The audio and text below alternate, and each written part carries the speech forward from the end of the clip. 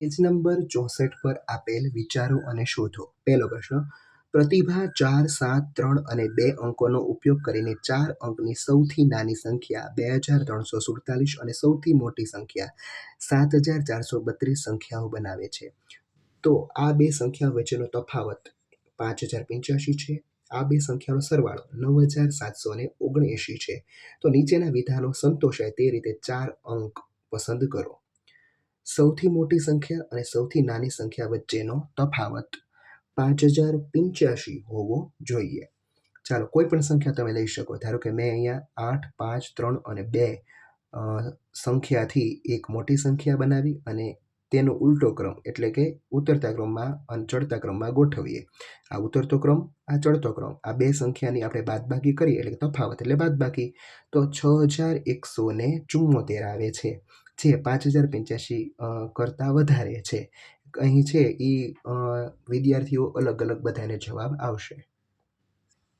ચલો, એમાં બી, સૌથી મોટી અને સૌથી નાની સંખ્યા વચ્ચેનો તફાવત 5085થી નાનો હોય. તો અહીંયા મેં 4 સંખ્યા લીધી, તો કે 6, 4, 3 અને 2. આ ઉતરતો ક્રમ, આ ચડતો ક્રમ, તફાવત એટલે માઇનસ 4086, જે 5085થી નાની છે. સી, મોટામાં મોટી અને નાનામાં નાની સંખ્યાઓનો સરવાળો 9779થી મોટો હોય. તો આપણે છે આ મોટી સંખ્યા, આ નાનામાં નાની સંખ્યા કોઈ પણ લઈ શકો તમે. તો એનો છે સરવાળો છે 10890, જે આનાથી વધારે છે. મોટામાં મોટી સંખ્યા અને નાનામાં નાની સંખ્યાનો સરવાળો 5779થી નાનો હોય. તો આપણે અહીંયા છે એક સંખ્યા લીધી, એનો ઉલટો ક્રમ એટલે કે એનો ચડતો ક્રમ 2346. આ બંનેનો આપણે સરવાળો કર્યો એટલે શું જવાબ આવ્યો? તો 8778, જે 9779થી નાનો છે. ચલો, બીજો પ્રશ્ન. સૌથી નાની સંખ્યા અને સૌથી મોટી 5 અંકની લેવાની છે. સૌથી નાની અને સૌથી મોટી પેલિડ્રોમિક સંખ્યા લેવાની છે પાછી. અને તેનો તફાવત શું હોઈ શકે? તો કે આપણે સૌથી નાની લીધી, આ સૌથી મોટી, એનો સરવાળો 1,10,000, જ્યારે સૌથી મોટી અને સૌથી નાનીનો તફાવત એટલે કે બાદબાકી કેટલી? તો કે 89,998. ચાલો, ત્રીજો પ્રશ્ન. અત્યારે સમય 10 અને 1, હવે પછીનો પેલિન્ડ્રોમિક સમય કેટલી મિનિટ પછી આવશે? પેલિન્ડ્રોમિક સમય એટલે કે શું? એટલે કે કોઈ પણ સમયને આગળથી અને પાછળથી વાંચતા તેવો ને તેવો રહે. પેલિન્ડ્રોમિક સંખ્યાઓ કોને કહેવાય? તો કે આગળથી વાંચો અને પાછળથી વાંચો. ધારો કે 1,10,001, અહીંયાથી વાંચો હવે 10,001, 99,999, પાછળથી વાંચો 99,999. એવી જ રીતે અહીં જો સમય જોજો 10 અને 1, આ જો 10 અને 1, તો હવે ક્યારે આવશે? તો કે 11 અને 11, એટલે કે 70 મિનિટ પછી, એટલે કે 1 કલાક અને 10 મિનિટ પછી. હવે એના પછી કીધું છે, તે પછી ક્યારે આવશે? તો કે 12 ને 21, જો પાછળથી વાંચો 12 અને 21, એટલે 70 મિનિટ પછી આવશે.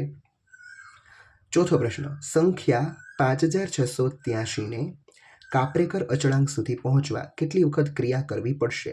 ચાલો, હવે કાપરેકર અચળાંકનો જવાબ કેટલો આવવો જોઈએ? તો કે 6174. ચાલો, આપણે આનો જવાબ આપણે નોટબુકમાં ગણ્યો છે તે જોઈએ.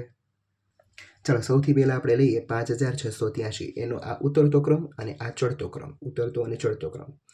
હવે બંનેની બાદબાકી કરીએ એટલે કેટલું આવે? 5085. હવે 5085નો આ ચડતો ક્રમ, આ ઉતરતો ક્રમ, બંનેની બાદબાકી કરીએ એટલે 7992.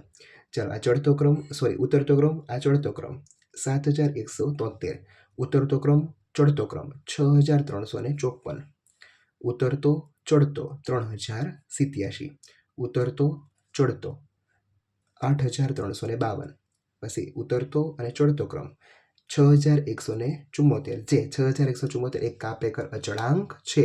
એટલે અહીંયા સુધીની આપણે પ્રોસેસ કરવી પડશે. એટલે કે આપણે કેટલી વાર કર્યું? તો કે 1, 2, 3, 4, 5, 6 અને 7 તબક્કામાંથી પસાર થવું પડશે. તો અહીં તમારો આ ચોથો પ્રશ્ન પણ પૂર્ણ થાય છે. Thank you.